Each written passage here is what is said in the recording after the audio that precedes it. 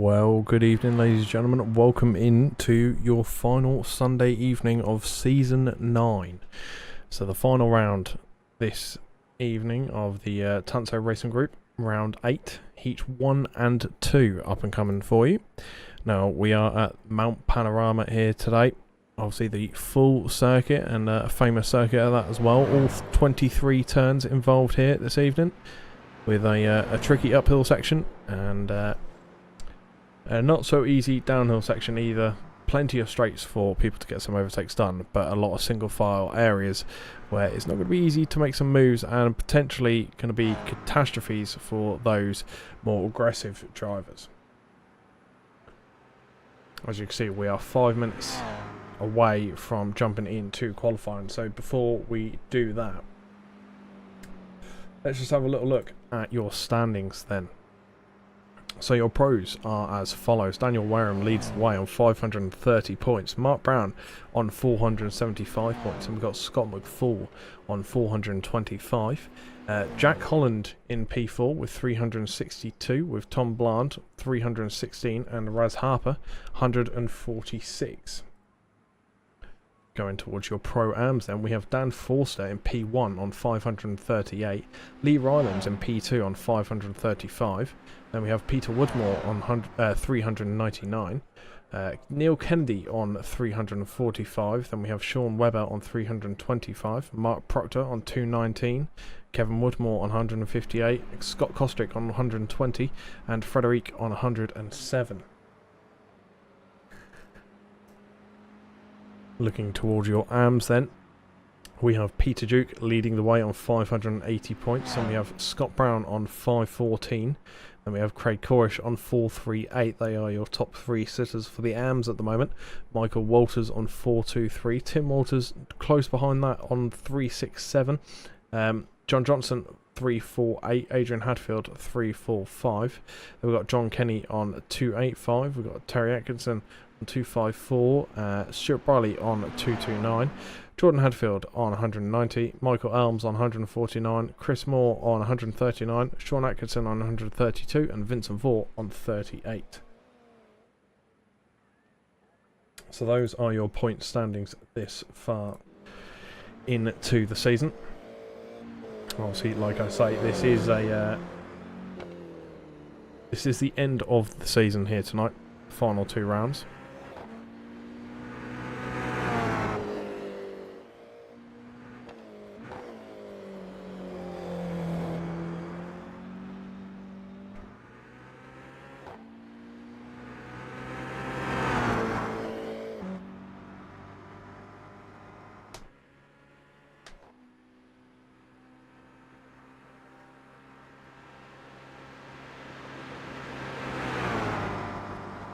We have a fairly busy grid out there this evening as well, and one person who's not on the system that is out there this evening.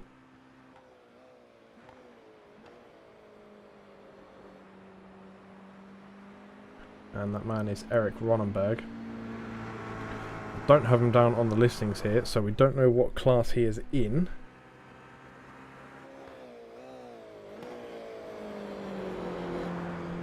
So for now, we will just leave Eric Ronenberg in the blank spot.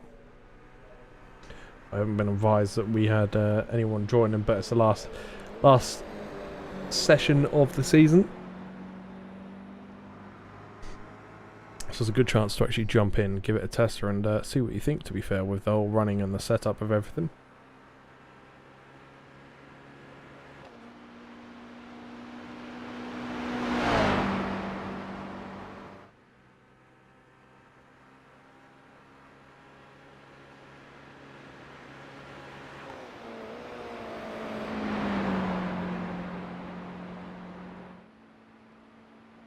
As we're looking now towards the last minute of the practice session before we jump into qualifying. Obviously in qualifying, these cars don't really have to worry about each other because it is a lone qualifying session, so they won't see any of the other cars out there on track with them.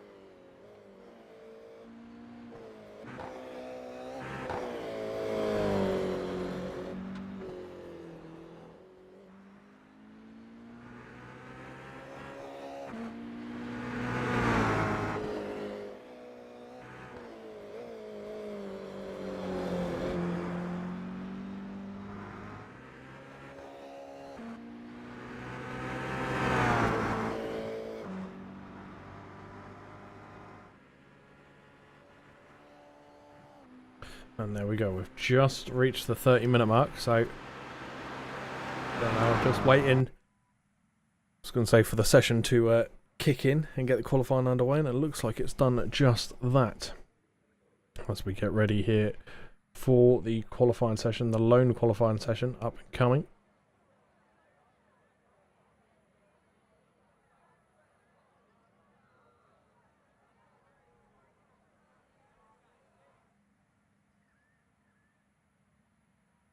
Now, obviously, don't forget we do have Eric Ronenberg up there today as well. So he's a driver that hasn't been assigned a class.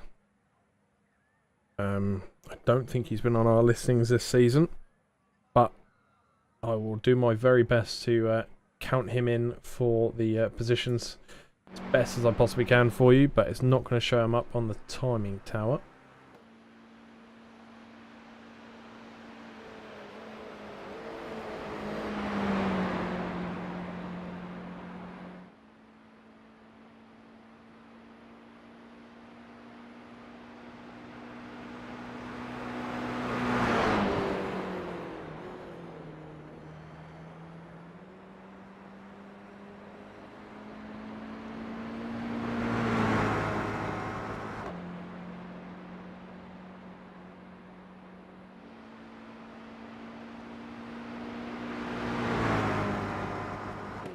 Now we do just have to wait a few moments for the times to come up on the board.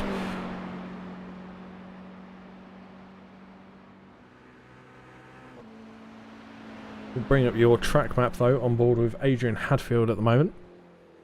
Going through the zigzags at the top of the course into the downhill section now of the mountain. This is where things will get a bit tight and it will get very bumper to bumper. I imagine there will be a bit of paint trading going on out there between all the cars as they bunch up and cause some major traffic jams through the downhill.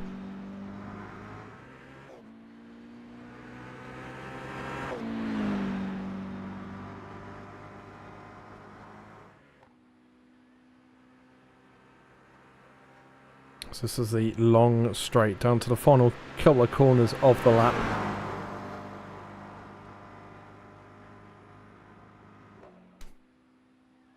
As I go down this bump, there is a slight quick right-hander and then into a short and quick chicane before heading towards the final turn of the lap.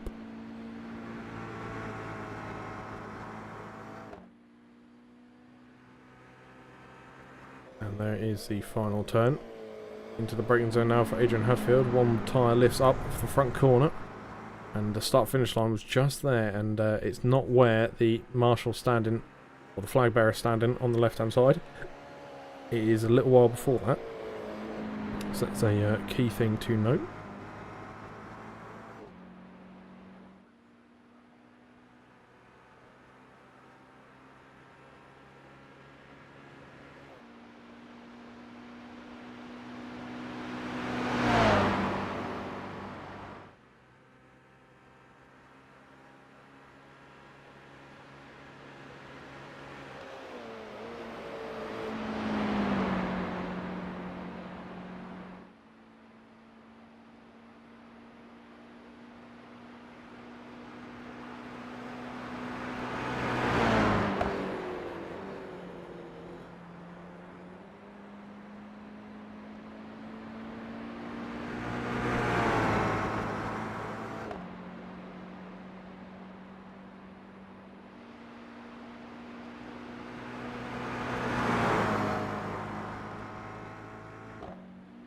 As we just wait for Adrian Hadfield to come across the line for his first lap time, we'll start seeing the times rolling in here in just a few moments.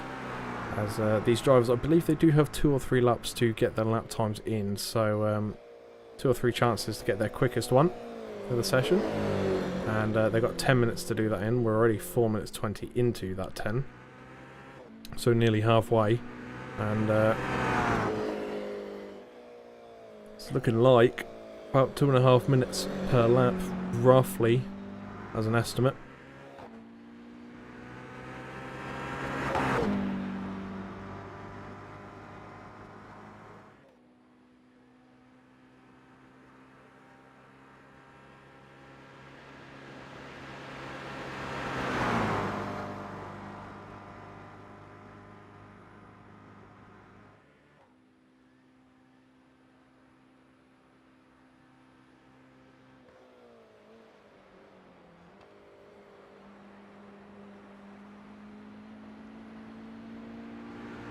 So you can see coming into the final turn now, Adrian Hadfield to round off his first timed lap.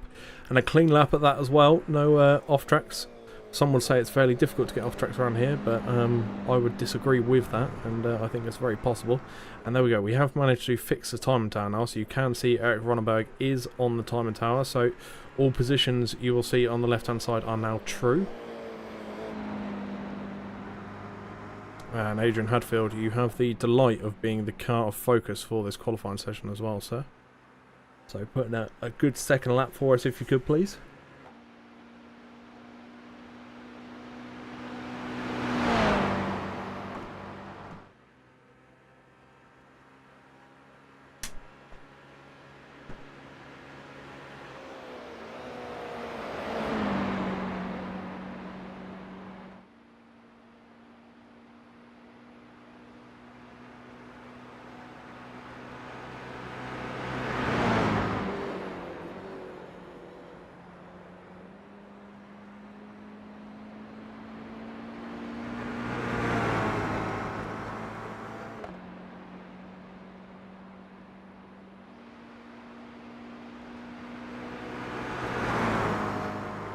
Once more, don't forget that this season, it may be the last round, but we've spoken about them all season through, and this season is once again sponsored by Aqua Twist as well. When we do have the TS livery designs there as a secondary sponsor, so if you want any further details on the league sponsors for this season, you can obviously get any more information you need from the Discord. And you can get all the information from not only the sponsors but the Tanso Racing Group guys as well. We're all in there happy to help, so if you want to get yourselves involved maybe for next season, if you've liked what you've seen, you want to give it a go yourself, up for a challenge in this lovely British heat, then feel free, get yourselves involved, jump in the Discord, ask all the questions that you can possibly think of, because at the end of the day people are in there to help you. Everyone is basically everyone in there is friends with each other, but the only time that sometimes friendships go out the window is on track, obviously, because that's when racing mode is on. So, but until then, in the Discord, there's nothing but love. So please do go join the Discord, go check it out.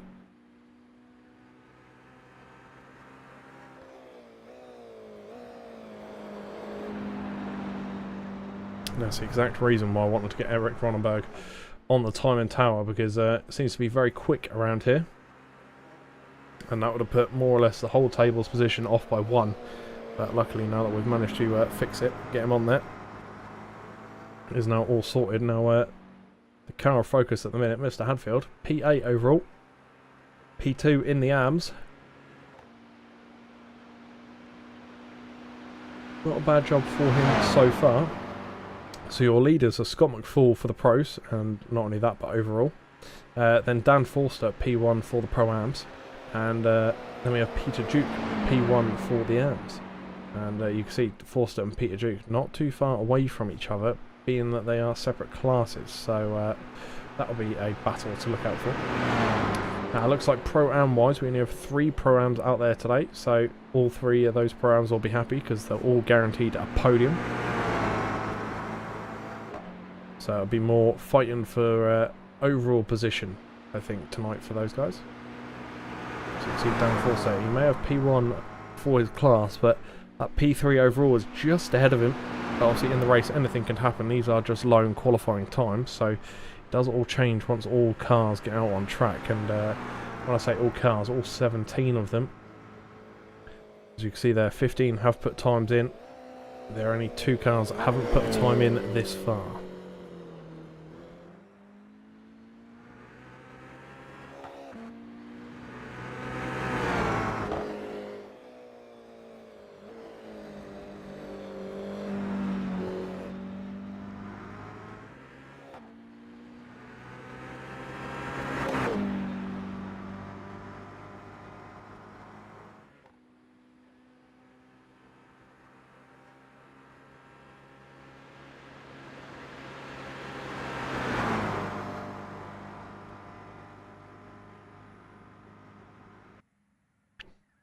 And there we go, that's going to wrap up our qualifying session.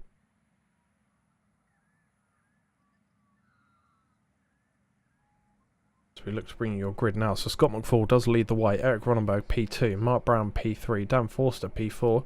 We've got Craig Corish P5, Peter Duke P6, Neil Kennedy P7, Scott Brown P8, and then we have Lee Rylands P9, Adrian Hadfield P10, Michael Walters P11, Anthony Jones P12. And scrolling through the grid, we do have Tim Walters P13, John Johnson P14, John Kenny P15, Dan Wareham P16, and Terry Atkinson P17 overall.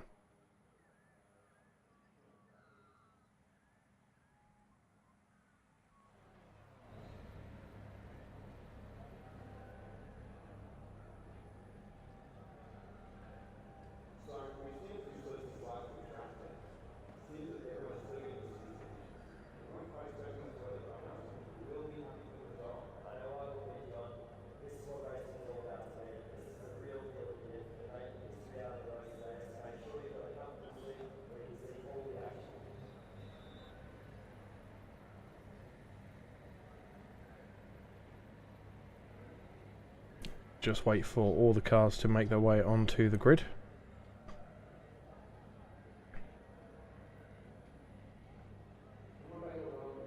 I think we're just waiting on a few. Your leader being one of them.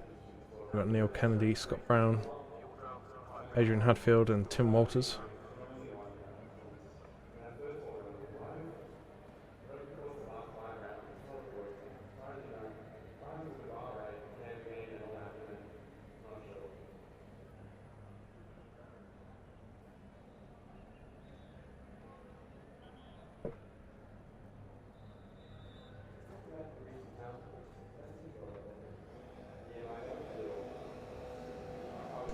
You can see all the cars are now revving up. You can hear them getting ready here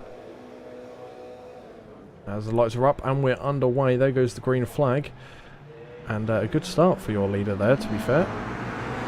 All the cars come rolling through. Single file traffic forms for the first time around Mount Panorama here this evening.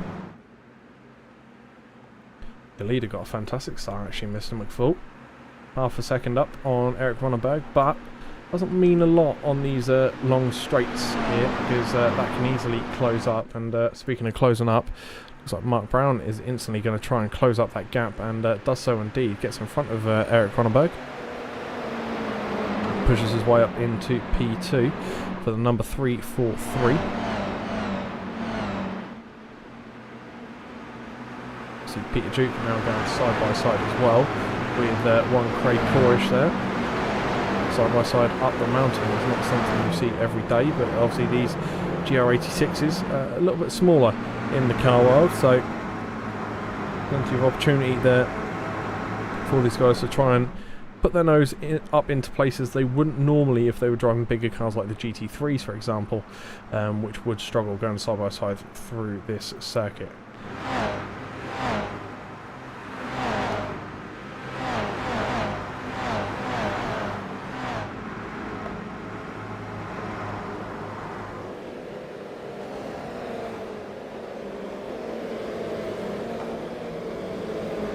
See Tim Walters at the minute trying everything possible to hold off Dan Wareham. Dan Wareham looking to go side by side now, and it does stick his nose up on the inside. A little bit of contact there between the two, but not enough to send either car off course. And there's the track map, so you can see where these guys are around the course as they start flying around here at good pace.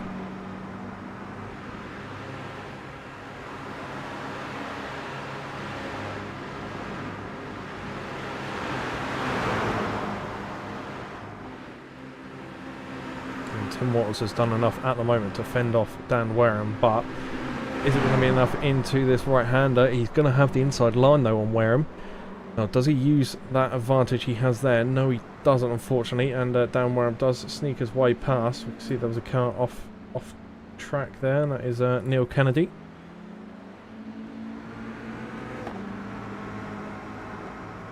There goes the boss man, John Johnston. Up into P15, just behind Mr. Terry Atkinson in the Terry's Chocolate Orange livery. Just ahead there.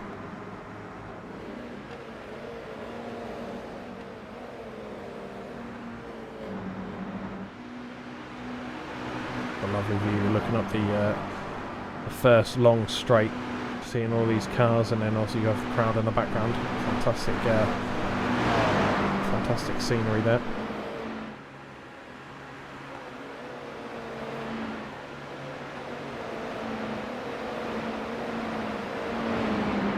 Lee Ryland's currently P8 overall, and Adrian Hadfield just in behind. Now Adrian Hadfield obviously was the car of focus for the qualifying, putting some good laps as well, and currently sitting roughly around mid-table for the Hadfield.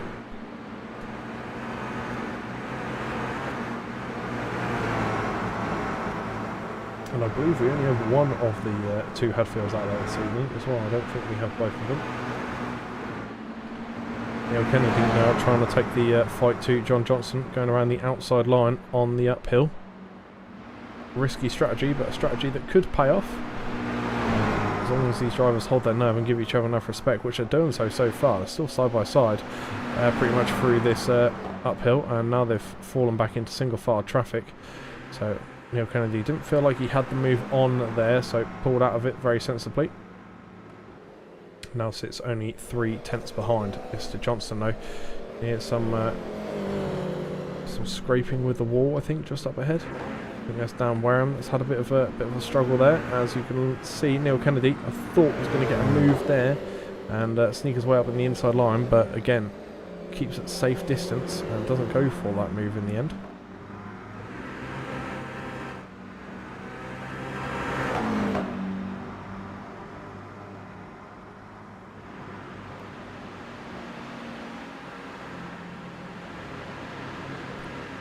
But now Neil Kennedy does have the run on John Johnson and does get his car in front down the back straight now into that quick right-hander, and he's not going to have to worry too much about doing any defensive duties right this second. As you see, Scott Brown has got an overtake on Peter Duke, and is Lee Ryland's going to also do the same? He is, and Lee Ryland's pushes up past Peter Duke as well into P7. Peter Duke possibly having a little bit of a slowdown there, or maybe just a bad exit out of the corner, and concedes him 2 positions.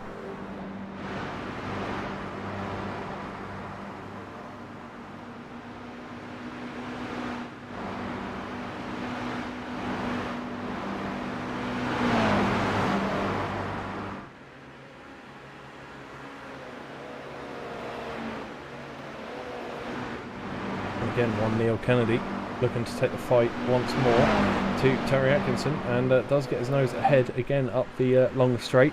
Seems to be the straights where they are the safest and best places for the overtakes, because you can really get up on the rear end of your opponent and use that draft to get that extra little boost down the straight, because these cars are awfully even, so it is good to see these drivers using that little advantage they get just by a bit of bump drafting up the straight. And unfortunately Neil Kennedy spun actually on the entrance corners to the back hill, and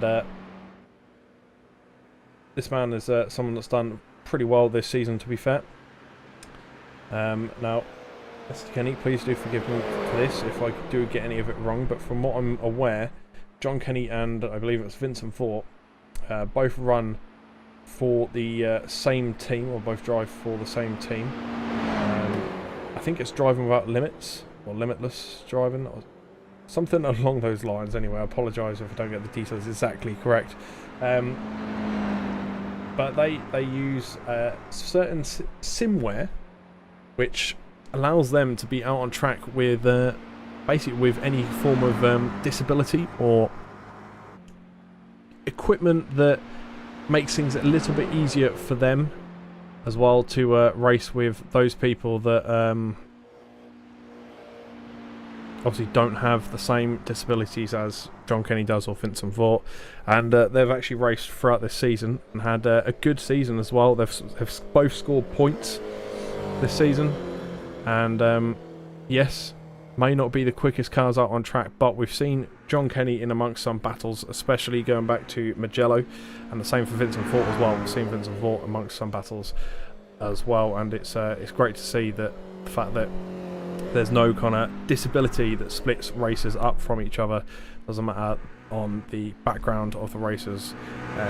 Any abilities, disabilities, doesn't matter. At the end of the day, everyone's in the car, and luckily, thanks to these companies that provide this simware, everyone can get involved, no matter anything about the person. Everyone can get involved, and at the end of the day, it then puts everyone on the same page on track, because we all just want to go out there and have a good time. So John Kenny and Vincent Vaught, two great representatives of that, not letting anything hold them back. So I believe it is racing without limits, but I could be wrong, so correct me if I am wrong. I do apologise if I am, but yeah, so fantastic work for John Kenny and Vincent Vaught. So big shout out to those two for sticking this season out. Two warriors that have not let anything hold them back, shall we say. As we see Eric Ronenberg right on the rear end of Mark Brown now. Mark Brown at 343. Having to do some defensive work here with Eric Ronenberg right on his tail.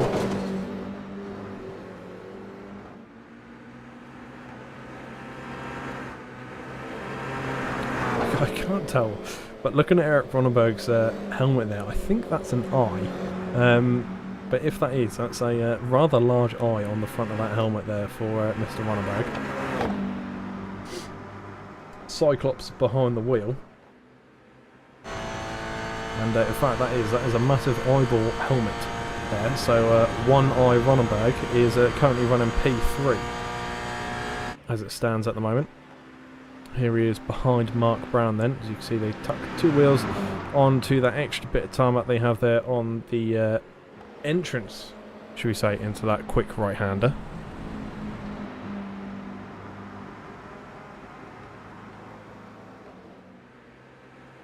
You can see all the times closing up together as well, as we've got Peter Duke trying to close up his battle. On to Lee Rylands just ahead.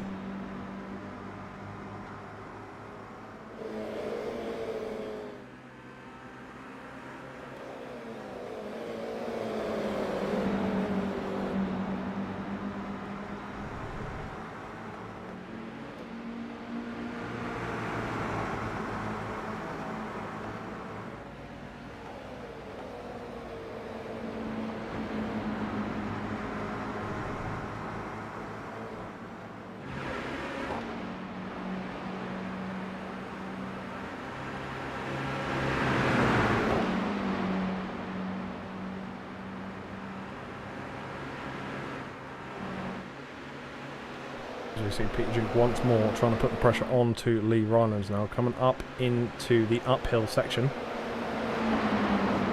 Just off that first straight. Now this is the point where Mr. Kennedy had a bit of an issue going around this first corner, and it is not an easy corner to take, to be fair, as well. You're braking uphill, and then it is slightly off cam, but the camber's kind of all over the place. You can see how wavy the road is as it goes up through these turns. They're not the easiest to navigate either. I have to admit, I really do struggle around this track, and I never have a clean race around here at all. So it's incredible watching these guys do it and maintain it this far.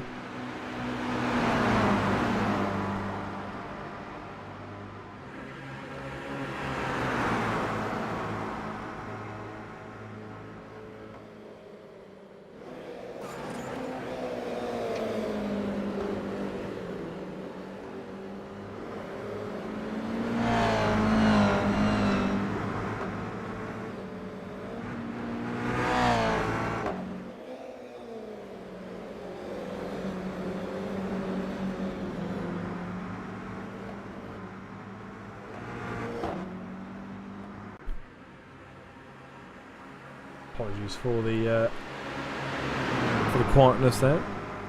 Craig Corish currently P5, looking to put the pressure on Dan Forster, and does so indeed. Gets his nose up on the inside of this quick right-hander. P4, but he's now going to find himself on the outside. No, they're going to settle into single file traffic, so he won't find himself on the outside like I was expecting him to. Dan Forster does run a little wide there on the centre part of that chicane. And that is going to cost him just ever so slightly. Scott Brown looks to overtake him around the outside line. He's not going to get that outside line though. That door is going to be closed and defended very well.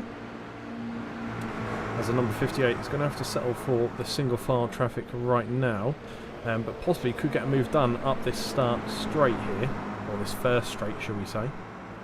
Start finish straight, like I normally name it. 13 minutes have gone out of the possible 20. Remember, these lap times are quite long indeed, so you don't get many laps in these races around this circuit. 2.5 minutes is the rough average lap time.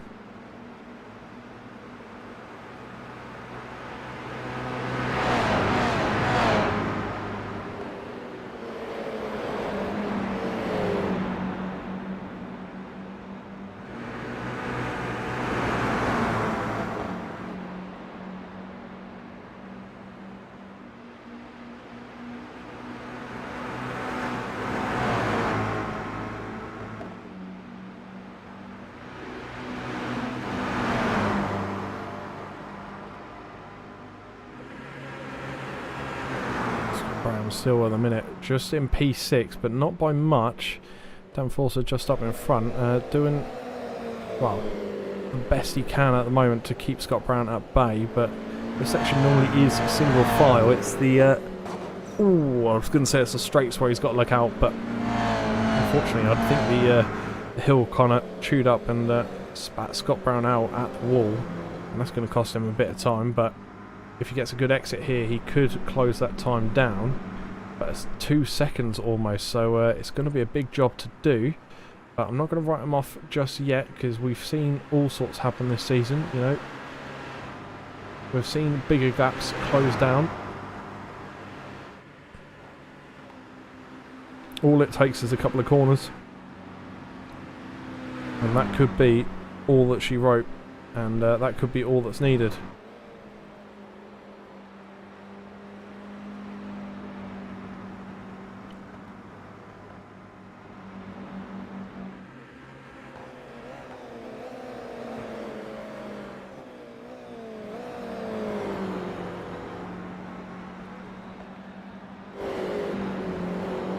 Lee Rylands and Peter Duke fighting it out at the moment, and Peter Duke being the leader of this battle, being in P7 overall,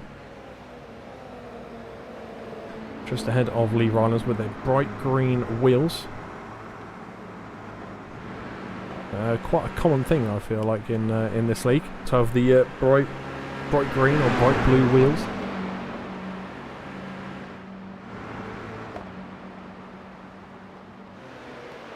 Not a bad idea, because it does make your car stand out and makes it a bit easier from the commentator's point of view as well on who's who. However, I still manage to mess it up from time to time as well. So Lee Rylands still on the back end of Peter Duke at the minute. Peter Duke not having to worry too much right now, but he does have Adrian Hadfield sneaking up on the back end of this battle as well. So these three are going to get close up together. Now hopefully they don't have a Scott Brown at the moment, is what I'm going to call it. Hill does succeed in chewing up and spitting you out against the wall, so hopefully that doesn't happen for these three.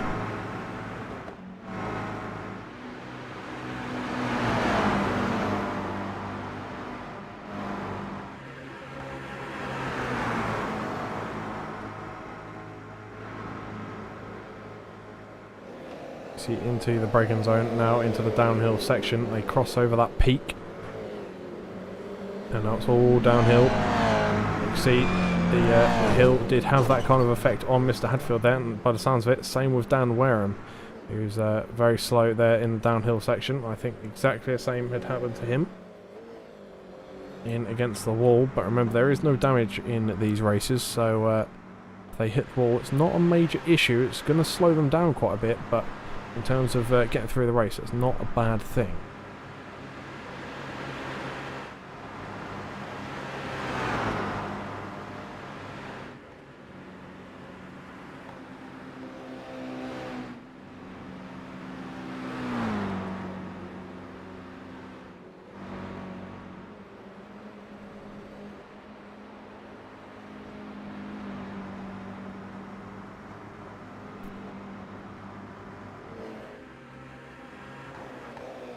Let's jump down to Terry Atkinson, who arguably, I do really like my food, but I will say I think Terry Atkinson has the best livery in this league this season. Mainly because every time I see it, it makes me hungry, but it reminds me of that fantastic taste of the Terry's Chocolate Orange. But it is a beautiful livery, very well done. As you can see, that Chocolate Orange looking to go on the inside line of Tim Walters, but Tim Walters is not letting that happen. Goes defensive, and a good defensive move at that as well, because the gap is maintained between those two drivers. Now we are heading into the last lap. You can see the white flag being waved there. So these drivers are on their last lap now. The leaders are on the uphill section as we speak. And our good old Terry's Chocolate Orange is P13 at the moment. 4 tenths behind the car ahead of Tim Walters. Now this is the battle for P12 at the moment. Remember, it's top 6 reverse grid, so Scott Brown will lead the way for the second race as things stand, if they finish the way they are. As you can see, the inside wheel lifts up there for the GR86s into the uphill section. And let's jump over to our man P16, Scott Brown. We did have a little bump with the wall. Has that time come down ever so slightly? It has just a bit. It's now 1.7 rather than 2 seconds. Just as I say that, Peter Duke's time is now starting to close up on the car ahead as well. And that car ahead being Lee Rylands. With the bright green wheels there into the downhill section. A lot quicker through there for Peter Duke. I don't think much of the brakes were being used there, in the hope that he really does catch up to the back of Mr. Rylands. See, these cars will unfortunately just miss out on the reverse grid P1 spot. Let's jump towards your leader then, Scott McFall, coming through the last couple of sections. And as he does so, he does have Mark Brown just in behind him, but not close enough to make a move by the looks of it. 4 tenths. All the splits of 2 cars, but it's not going to be enough for a move into the final corner as Scott McFall does come around. And he's going to be looking to come across the line now in your P1 spot. There he goes. Mark Brown, P2. Eric Ronenberg, P3 for a debut race this season, I believe, as well. And there is your flag being waved through the box magically.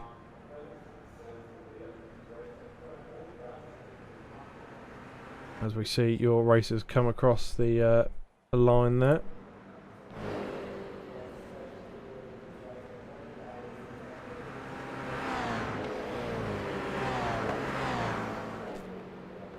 So a fantastic first race, and some good results there for some of the drivers. Obviously Eric Ronenberg, who we haven't seen this season, jumping in, joining in the fun, finishing P3 overall. Scott McFall with a great victory. Mark Brown just in behind as well, but Craig Corish getting a win for class, and Dan Forster a class win as well.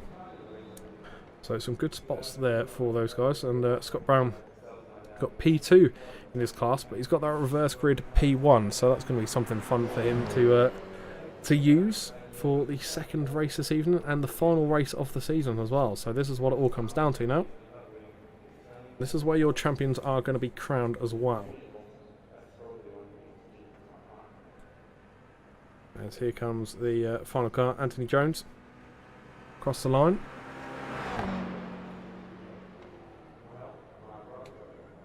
So let's bring you your results then. So Scott McFall did finish P1, Mark Brown P2, Eric Ronenberg P3, Craig Corish P4, Dan Forster P5, Scott Brown P6, Lee Rylands P7, Peter Duke P8, Adrian Hadfield P9, Dan Wareham P10, Michael Walters P11, Tim Walters P12, Terry Atkinson P13, John Johnston P14, Anthony Jones P15, John Kenny P16, and Neil Kennedy P17 overall.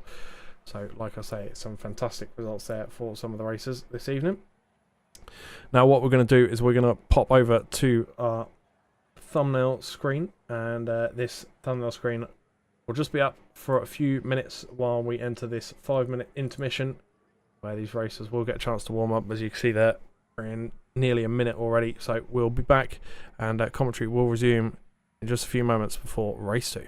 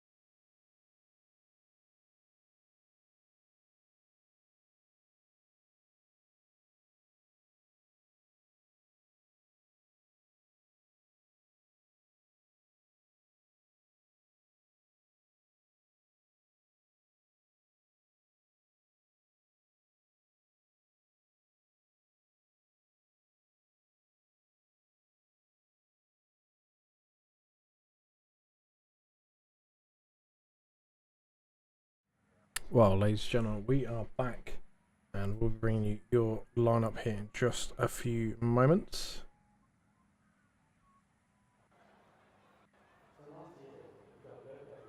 And here it is then. So Scott Brown does lead the way, P1. Dan Forster, P2. Craig Corish, P3. Eric Ronenberg, P4. Mark Brown, P5. Scott McFall, P6. Lee Rylands, P7. Peter Duke, P8. And then we've got Adrian Hadfield, P9. Dan Warren, P10. Michael Walters, P11. Tim Walters, P12. As we scroll through the grid, Terry Atkinson, P13. John Johnston, P14. Anthony Jones, P15. John Kenny, P16. Neil Kennedy, P17.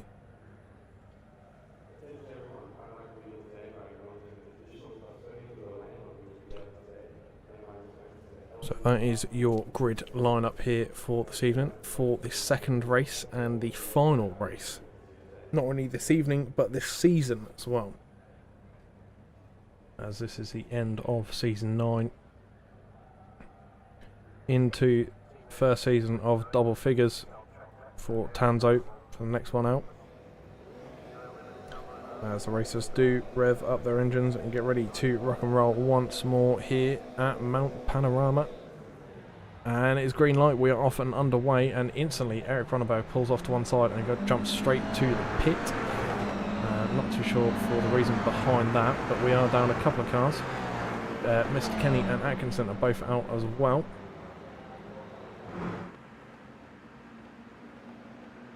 So we're down to 14 cars and made that 15 now. Eric Ronenberg now coming out of the pits.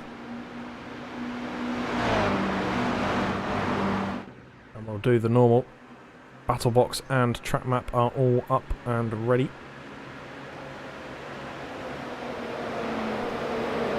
Craig Corish here, looking to go side by side with Mark Brown, but opted not to in the uphill on the first lap. But he's going to find himself side by side now with Scott McFall. He does go around the outside line and gets on by. Back into single file traffic for those guys then. Craig Corish does lead another group of cars at the moment. As Lee Rylands tucked up right behind him, and then down Wareham just behind that as well.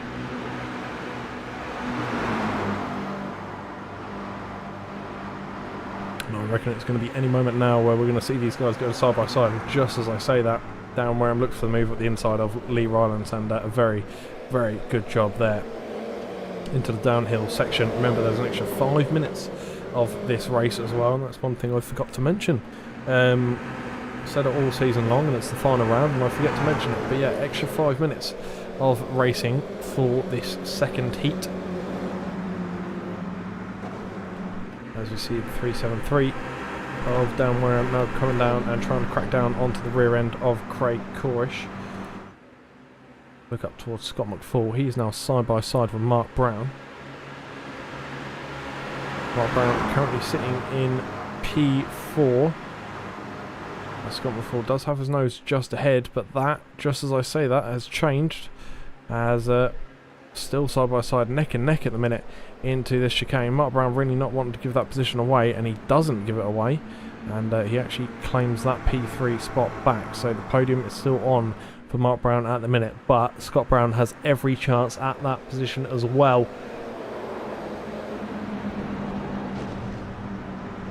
And unfortunately, that is problem for Scott Brown. Scott McFall has gone up the grid, and Scott Brown unfortunately has headed down the grid. You see he's now side by side with Craig Corish, and Craig's given him a good amount of space on the inside, on the from the inside line there. So good spatial awareness from those drivers. So you can see Anthony Jones and John Johnston side by side. They were battling it out of that last turn there. Again, great respect between the two racers, but they're going to end up falling into single file traffic by the looks of things as they get up to the end of this straight into the uphill section.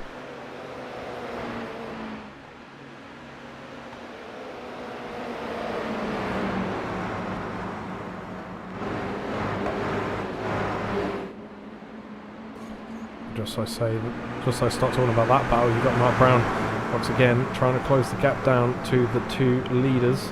Dan Forster and Scott McFall.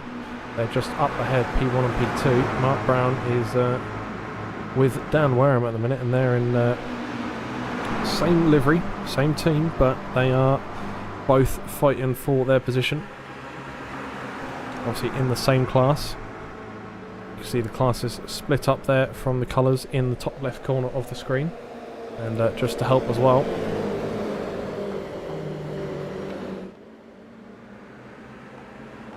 so you can see at the top of your screen now, there are your leaders for the classes.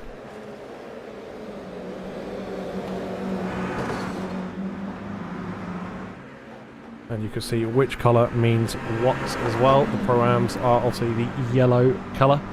The Pros are in the blues and the Ams are in the reds. And it is a Pro-Am that leads the race at the moment.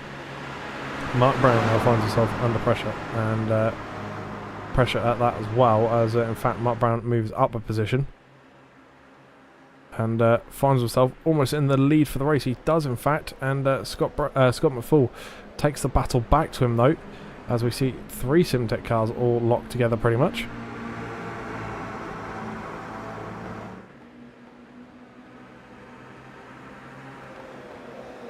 See Scott McFall, sorry, on the inside line there, defensive inside line, up the start-finish straight.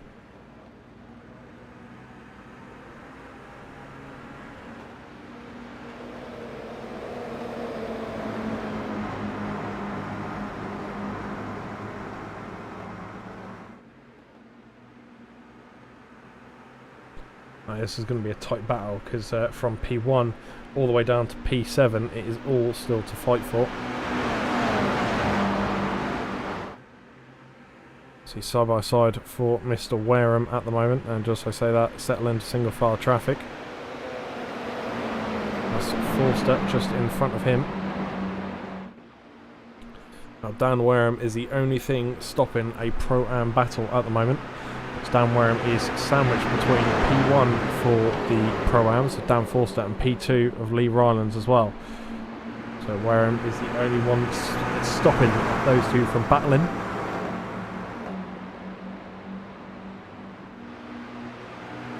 Possibly a bit of team play there between those cars.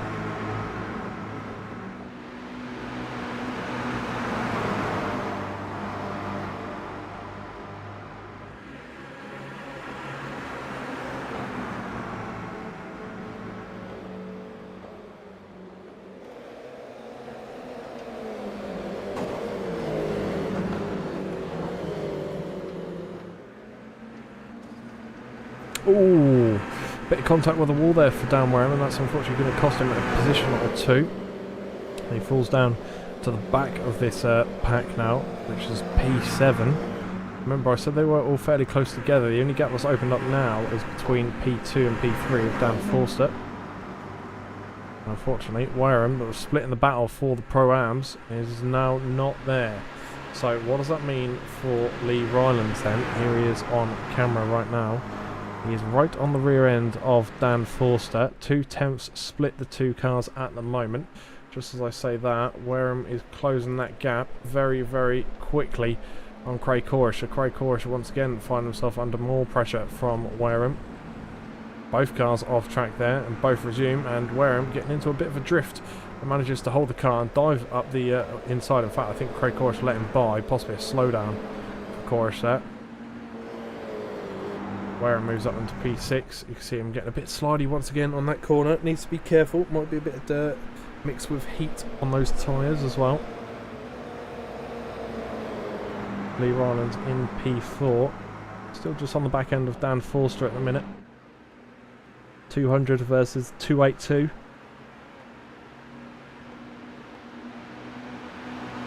This is the fight for not only the bottom step of the podium, but the P1 spot for the Pro-Am category as well.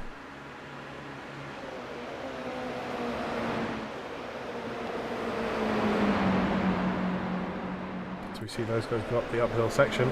We see an overtake there for Dan Wareham, or in fact maybe a defensive move from Dan Wareham, who was in front of Craig Corrish at the end of the last lap.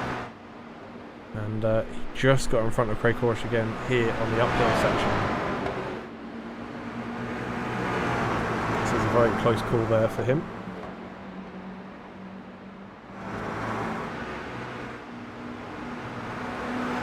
Rollins and Scott Brown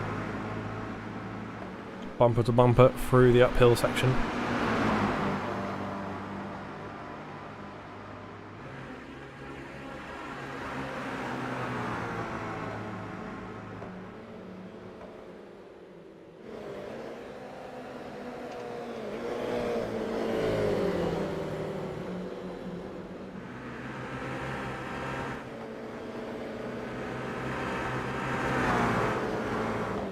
Let's check in with Tim Walters, and just so I say that, there's a smoke on the course. I think that was Michael Walters. It was indeed. You can see the top of his car parked up there.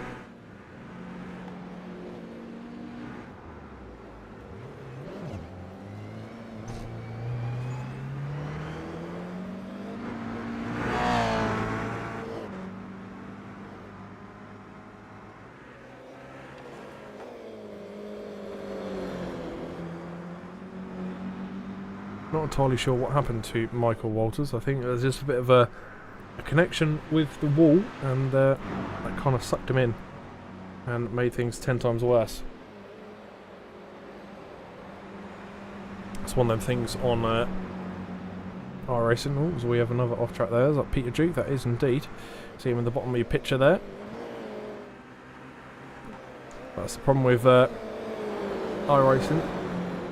You make contact with the grass, or you make contact with the wall, and it does suck you in, and it's a difficult thing to actually pull away from.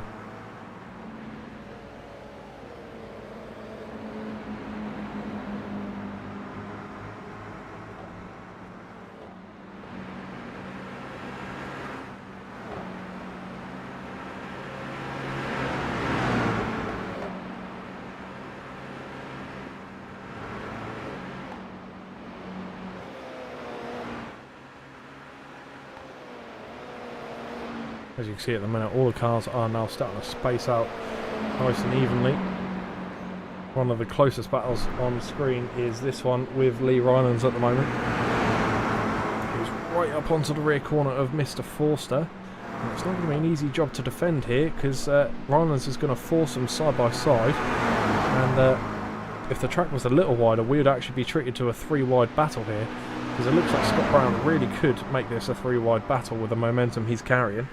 And unfortunately, I think for Forster, he's lost not only the P1 spot for his class, but he's lost that overall podium spot.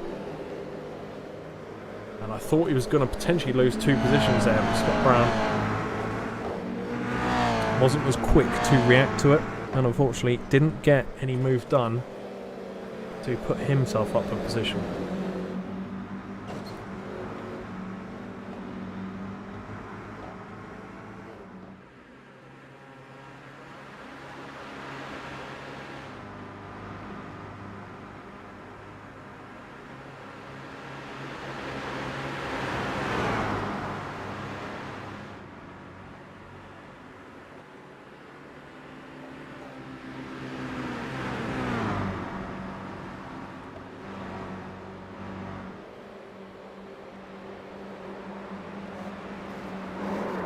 Oh, contact there between the two. Scott McBrown, Dan Forster. Unfortunately, Dan Forster been spun into the wall there as those two came corner to corner. Closed up on the chicane, which unfortunately sent Forster well wide and rear end into the wall. As Adrian Hadfield looks to gain a place there. Pushes up into P7. But the mix of dirty / hot tyres of Dan Forster's car not going to make the job easy to catch Adrian back up again.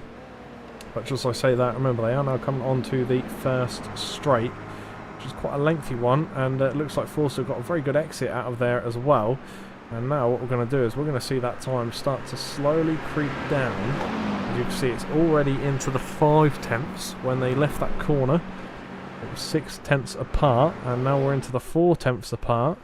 So that is how quickly that gap can close on one of these straights. Obviously, they're very long straights as well. But the car behind does have a massive advantage in terms of the drafting, and I think there's a bit of contact with the wall there. Sounds like it was in the background, so I'm assuming it's one of the cars behind.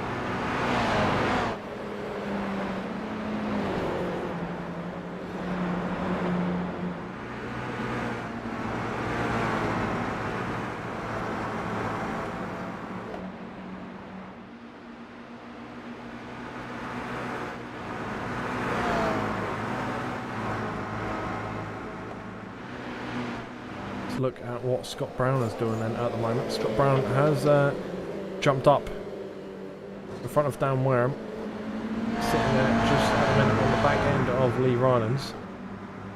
Now in the top 4 spots you have 3 P1s, believe it or not. They are obviously class P1s, so you do have Scott McFall leading the way for the race and for his class. And you have Lee Rylands in the Pro-Ams, and then you have Scott Brown, who's just dropped down to P5 as he goes side by side with Dan Wareham. He's in P1 for the AMs at the moment as well. So now top 5 you have 3 P1s.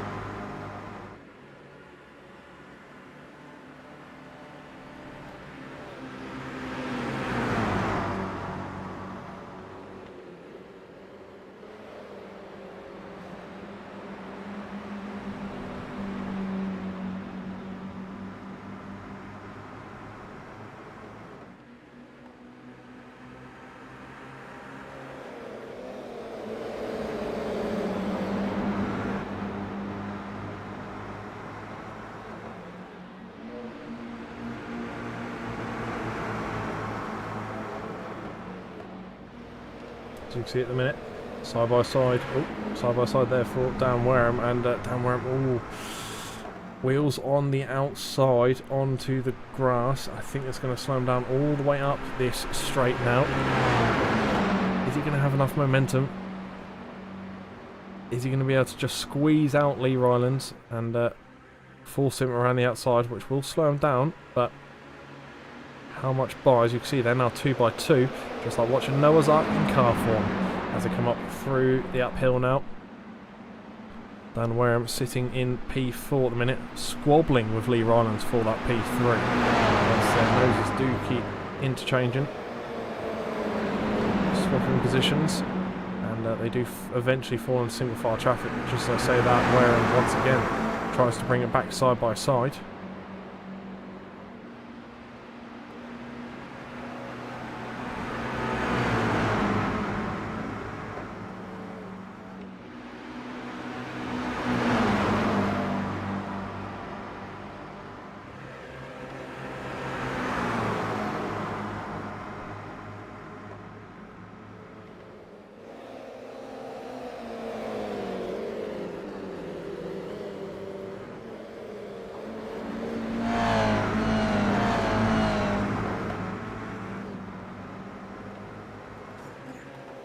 Ooh, bit of contact there for the wall and Dan Wareham.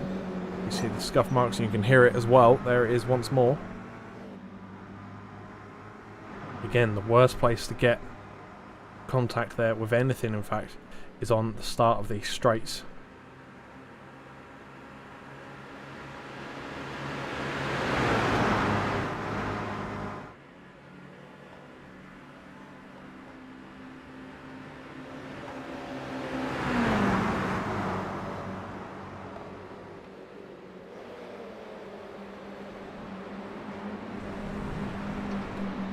Bit bouncy there for Dan Wareham. As you see, Craig Corsh really getting in amongst it as well, and quite impressed with Craig Corsh's driving here this evening.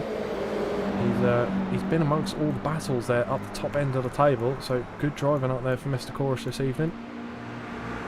So shout out to you, sir. Top job as always.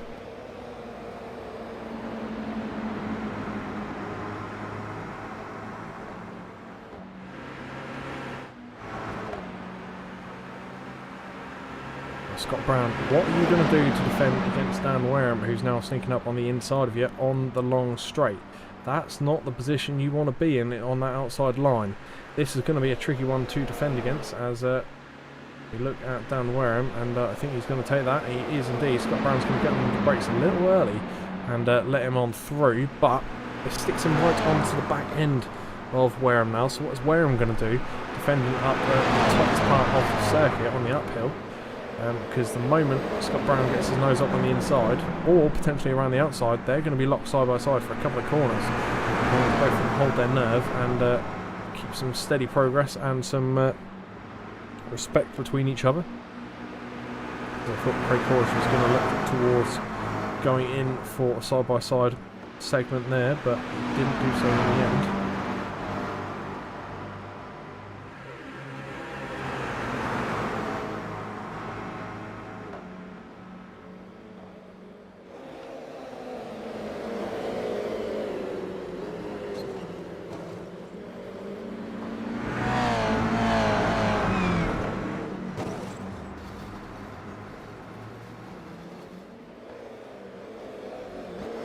See contact with the wall, but that only means a temporary slowdown, should I say.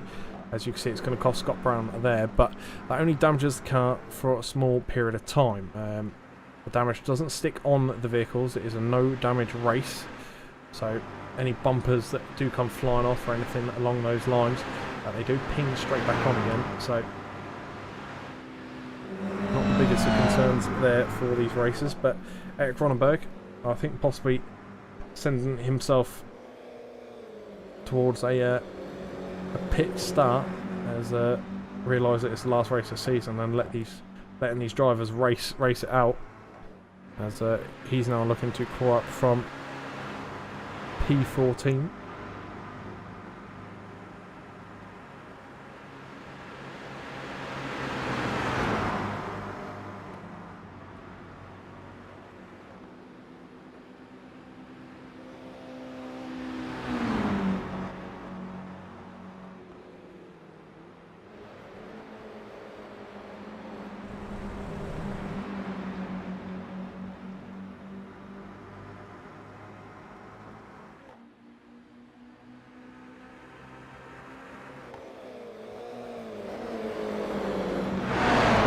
Your leaders now in the uphill section of the course. Mark Brown right on the rear end of Scott McFall. Now Scott McFall, last 4 minutes of the race, so we're looking at one more lap after this, I imagine, before we see the white flag go out. Could be wrong, could be one more after that actually. We'll see here just in a few moments.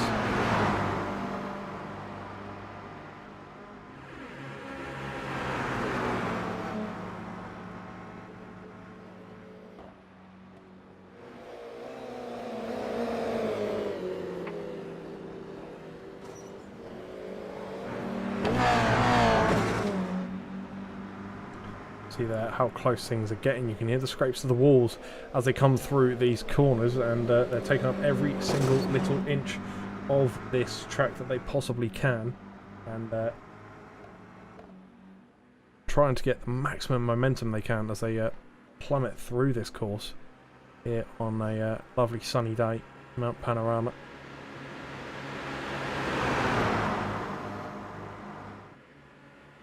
I was going to say Eric Ronenberg closing down the gap, but just as I say, well, just as I was about to say that, Mark Brown closing down the gap even more than what Ronenberg is doing down the bottom end of the table, and that is what Mark Brown is doing here. As you can see, he has gained the lead on Scott McFall, so he did get that move done just at the back end of that straight onto the quick right-hander that he managed, and got the move done there. So now side by side again, Scott McFall does take the initiative and goes on the inside line and takes the lead back, and as we see them come across the line now, there is the white flag. So this is the last time around. This is the last lap, and the battle for the lead is well and truly on. 4/10 split the two cars. Now just to remind you, final race of the season, but not only that, this is like the bragging rights of all bragging rights, really, because not only is this for the overall win, this is for the win for the pros, and it'll be the final time anyone wins the pro category in season 9 of the Tanso Racing Group era, shall we say. As you go up through the pedigree corner, this is the start of the uphill section. This will be the battle we stick with for this lap, unless they end up miles apart. This will be where we stay as Scott McFall making a little bit of contact, but it's great work with the wall. Nothing to pace impeding. As you can see, McFall is getting away just ever so slightly, 6/10 now between himself and Mark Brown.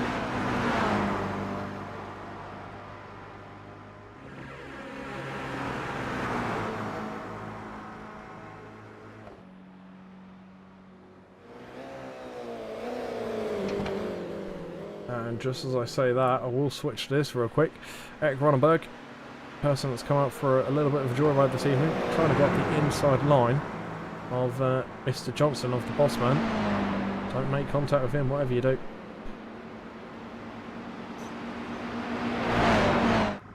Don't annoy the boss. As they come down now the rear straight, you can see the swerving from Scott McFall there, trying to give Mark Brown as little chance as possible. So he knows this is where the move will happen, as the drafting is all in Mark Brown's hands, and it certainly is here inside line once again for Mark Brown. This is where we saw him take the lead last lap, and oh, there's contact between the two. Now, can he get that car spun back around? No, he certainly won't, as he's gone barrel rolling over. And unfortunately for Mark Brown, that is going to be the end of his race, and he's actually going to end the race on his roof. He's not going to be able to spin that car back around, sadly. Scott McFall does cross the line. P1. Mark Brown somehow has flipped his car over. I don't fully understand as to how.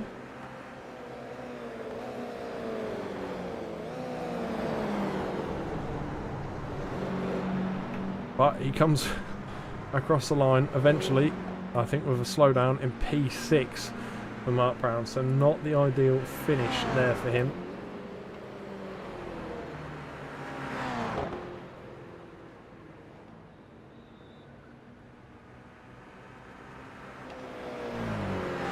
That was certainly an interesting finish, and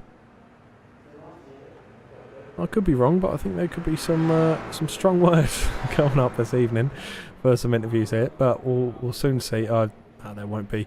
Not normally that bad, this group, so.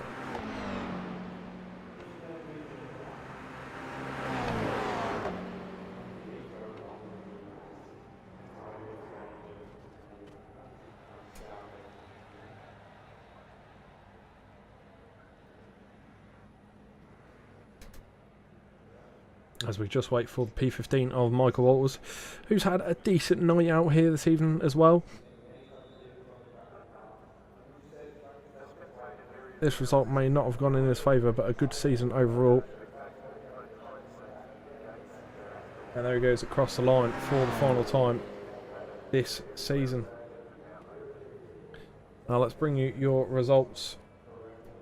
And they are as follows. Scott McFall did win the race after a controversial end there. Craig Corish P2, Scott Brown P3, Dan Warren P4, Lee Rylands P5, Mark Brown P6, Dan Forster P7, Peter Duke P8, Adrian Hadfield P9, Neil Kennedy P10, Tim Walters P11, Anthony Jones P12, John Johnson P13, Eric Ronenberg P14, Michael Walters P15, Terry Atkinson P16, and John Kenny P17 overall. So, as I said before, some great racing out there this evening, and a very interesting end to the season as well. Season 9 finished with a bit of a bang, especially for Mark Brown. Now, for those of you that don't know what we're on about, let me show you. If I can get the right camera.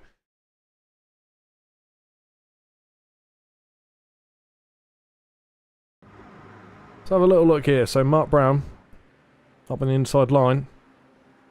Scott McFall there as well. There's the contact between the two. It's a pit manoeuvre and a half. And then Mark Brown goes spinning around. And how on earth?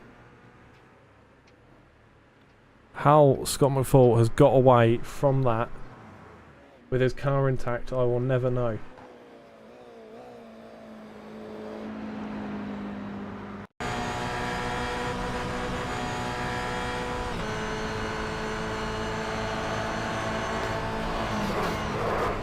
let's have a little look at this then. So this is the onboard view from Scott McFall.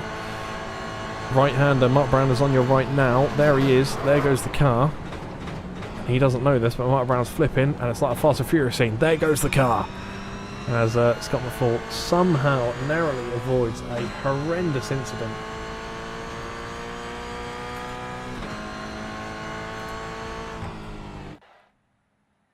How he managed to get by that, I will never ever know. Well, let's get Mark Brown in to have a quick word with him. Hello, Mr. Brown, how are we? Yeah, and I think a bit of a headache at the end there as well.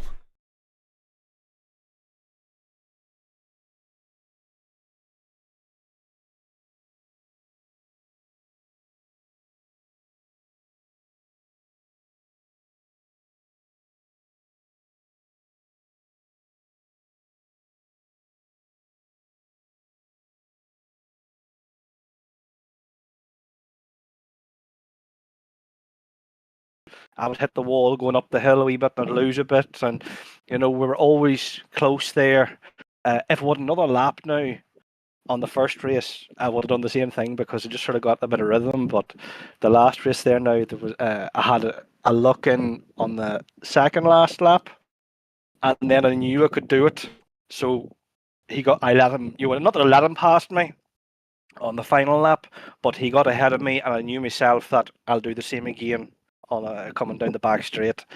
And I was fit to keep it close to him coming out of the last corner, the top of the hill there. And I knew if I was in around that 0.3, 0.4 of a second behind him, I could slipstream him, and train past him. But yeah, just a wee bit too much of the curb.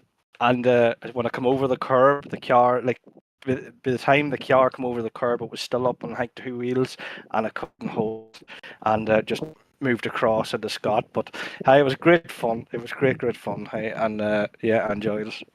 Yeah, it was great to watch, and I have to admit, when we watched it back on the broadcast, we looked on board with Scott McFall as well, and that's a scene out of Fast and Furious Tokyo Drift right there, where the cars are crossing over each other, where one's crashing, one's racing, and that is exactly what happened there on the last lap. So it was fantastic to watch, and a great way to win the season as well. That literally ended the season with a bang, to be fair. But I mean, overall, we've had 8 rounds of fantastic racing, 16 races altogether as well. How did you feel your season has gone anyway? Yeah, 100%. I had a couple of issues with an issue with the computer one night. Only for that, there I would have liked to have done a bit better. Got murdered once or twice too, but hi, it was great racing. Like, you got to hand it to the boys. Like, we've had our fair share of incidents, door banging and questionable moments. Like, but it's all a bit of fun. I'm glad there this evening that for me and Scott there to go at it and have a good clean race. It was good. Like, I enjoyed it, and thanks to Tanso, to Scrabble there, John Johnson, for putting it on. Like, and he puts a lot of work into it, so he does. And for yourself there for commentating on it, and it'll be great to watch back again. But yeah, I have to thank the whole audience for it. Thank you very much. Yeah, no, it was a fantastic season. It was great to see everyone racing once again. But I mean, you've kind of just done all your shout outs and once as well. So normally I'd say the floor is yours. But if you do have anyone else you wish to shout out, time to do so would be now. Yeah, probably to my wife for being so understanding, giving me the bit of free time, and the children and all there for letting me into the games room. But just the same again, hey, for John and all the boys, the admins, and you're keeping this thing going. Like, it's we're coming into our 10th season now, so we'll hopefully put on a good show next season again, all been well. And thank you very much. Yeah, no, thank you. It should be a good one, and the first double-figure season as well. So look forward to seeing that. But as always, I'll let you crack on, and we look forward to seeing you again next season. Yeah, I'm going to have a couple of cold beers now. I think I need them. You enjoy them, and make sure you put a cool pack on that head of yours as well. Yeah, cheers for that. Take care now. Good luck. Next person we'll bring in is Dan Forster. Dan, welcome you in. How are we doing today? Doing well, thanks. How are you? Yeah, not bad, thank you. Now, let's jump straight into what we just saw out there this evening. How do you feel like your race went this evening? It was sweaty for Yeah, me, anyway. I mean, like I say, I managed to qualify reasonably well, surprising myself on the first race, and just managed to just stay on track and keep it going. Hmm. Obviously, that led to me being second on the grid for the feature race, and I knew the other guys behind me were a lot faster. But obviously, I was aware that I'm fighting Lee for the championship for the pro-am, so I was just trying to keep an eye out where he was. And suddenly, after the overtakes partway through that track, there he was right, like zero point 0.4 seconds behind me. And so, I was really having to fight to try and keep him behind me where I could. But we had a clean race, and I think him and Scott were behind, and I made a mistake on the curb, and Scott just touched me when I came off that curb slow, and I went off into the gravel, but managed to get back on and chase it back down. I think I was down 10 seconds originally, and then managed to get it down to 4.5 or something like that, but just couldn't quite catch up. Not enough laps, but yeah, it was good. I think I won the first one and Lee won the second one, so I'm not quite sure what that does to the standings, but yeah, it was good. Thanks to Lee for a good season. It's been really fun. We've been really close all season, so it was good fun. Yeah, and it looked like a wicked season as well for everyone. Obviously, you've had some great pace throughout many of the rounds here. Now, I've had 16 races overall, 8 rounds. And how do you feel your season has gone compared to where you were at the start of the season? With how you would like it to go. Did you reach your targets, and did you achieve higher or? Well, I think I came second, I think, in the AM tier last season. So I was in the pro am promoted up to the pro am for this season. I just wanted to see where I was because I knew like it would be a lot more competition this season because there's a lot more fast guys in there, and yeah, I just surprised myself that I managed to keep it reasonably consistent and keep scoring points. I had a couple of really bad weeks where I crashed out and just basically just ruined my weeks. But that meant it was really close between me and Lee after that, and we just kept it going for a few weeks. We've just been like, single-digit points between us for weeks. So it's been really fun to have that close racing, and that's what it's all about. Yeah, well, looking at what I've just seen posted in the Discord here, I can congratulate you and say that you did win the Pro-Am category by all of 3 points to Lee. Yeah, Rylance. I knew it was going to be close. I was new. Well, yeah. Well, that's. I'm glad about that. But yeah, I think Lee raced me really well, and just one position in it would have meant that he would have won. So it could have gone either way. Certainly could have. And well, it was a fantastic night of race and great season overall. Obviously, massive congratulations on your win as well for this season. But as always, I will give you the floor to give out any shout outs and thank yous you wish to do so before I let you go here this evening. Well, as always, I'd just like to say thanks to Tanso Racing Group and Aqua Twist and TS Livery Designs, the sponsors, and yourself for commentating, and everybody else for making it such fun racing. That's why we keep coming back. Well, thank you very much. And yeah, hopefully everyone does come back again because Season 10 will be starting around the corner before you blink. So hopefully we'll see you again next season and some more fantastic racing as well. Nail biting stuff all the way to the end. And we'll probably see you in the pros next season, no doubt. Well, we'll see how it goes. It's a big jump up for iRating, but we'll see how we turn out. And yeah, looking forward to it. It should be good. Well, wish you all the best, and we look forward to seeing you very, very soon. Yeah, I'll be here. No worries. Thank you. Thank you. So that is going to be the end of the interview with Dan Forster there. Now, what I'm going to do is I am going to bring you the results for this season. And they are as follows. So starting with the pro category. The winner for the pros is Dan Wareham. So he has come out victorious and the champion this season for the pro class with 605 points. Mark Brown on 551 points. And we've got Scott McFull, P3 on 515. Then we've got Jack Holland, 362. Tom Blarn and P5 on 316. And Raz Harper on 146.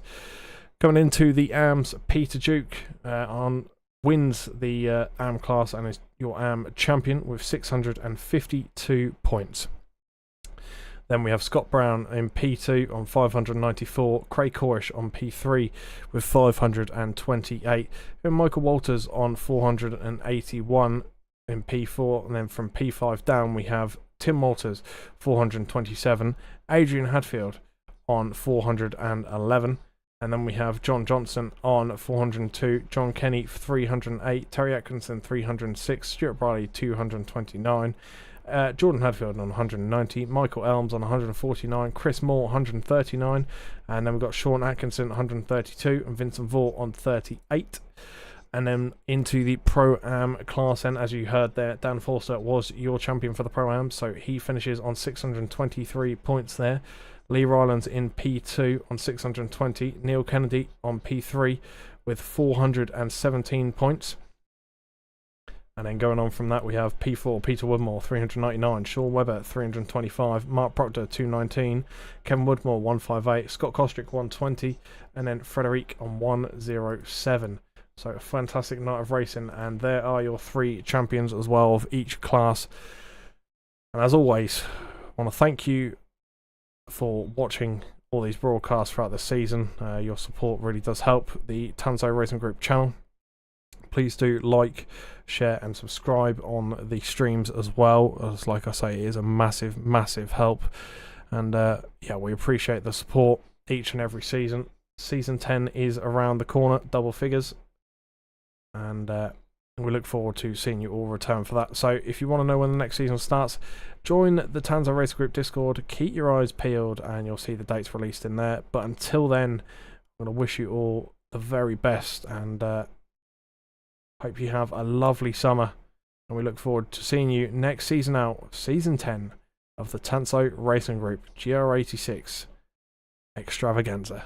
But from me, that'll be all, and we'll see you next season.